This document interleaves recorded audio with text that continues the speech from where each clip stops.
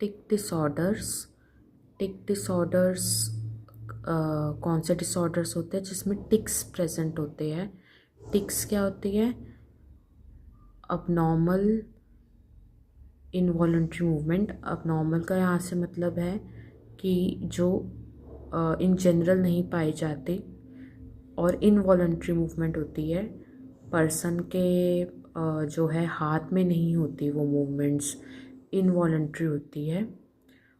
और विच अकर सडनली, और ये एकदम से आती है, सडनली आती है, कोई प्रिडिक्टेबल नहीं होती कि प्रिडिक्ट कर सकते हैं। रैपिडली, बहुत तेज़ तेज़ आती है, और उसका कोई पर्पस नहीं होता, पर्पसलेस होती है नेचर में।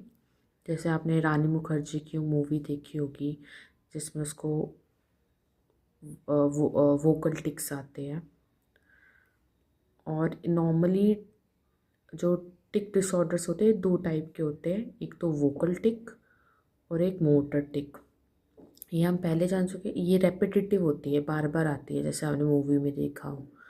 तो वोकल टिक होती है रेपिटेटिव वोकलाइजेशंस, जैसे बार बार मुंह से बार बार रेपिटेटिवली आवाज़ निकलेगी गले से। और मोटर टिक होती है repetitive motor movements, repetitively motor movements होगी। तो ये 2 तरह की होती है। और जो टिक्स है वो ट्रांजिएंट भी हो सकते हैं, क्रॉनिक भी हो सकते हैं। किसी को क्रॉनिक प्रॉब्लम भी हो सकती है कि उसको परमानेंटली रह रही है, या किसी को ट्रांजिएंट भी हो सकती है कि टेम्परेरीली आ गई।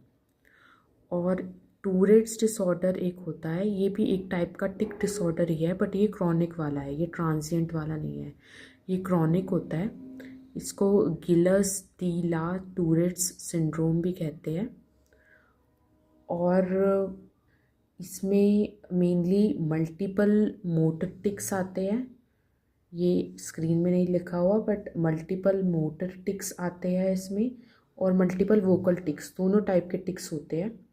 और टूरेट्स डिसऑर्डर को डायग्नोज करने के लिए 1 साल से ज़्यादा की ड्यूरेशन होनी चाहिए, तभी आप टूरेट्स डिसऑर्डर करोगे।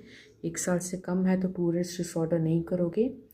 और ऑनसेट इसका यूजुअली 11 साल से पहले होता है यूजुअली, और हमें 21 साल से पहले ये डायग्नोज हो जाता है ऑलमोस्ट ऑलवेज। और ये डिसऑर्डर मेल्स में ज़्यादा कॉमन है, 3 टाइम्स ज़्यादा कॉमन है। और अगर इसकी प्रिवलेंस रेट की बात करी जाए तो 1000 लोगों में 0.5% है। तो इट इज़ ऑल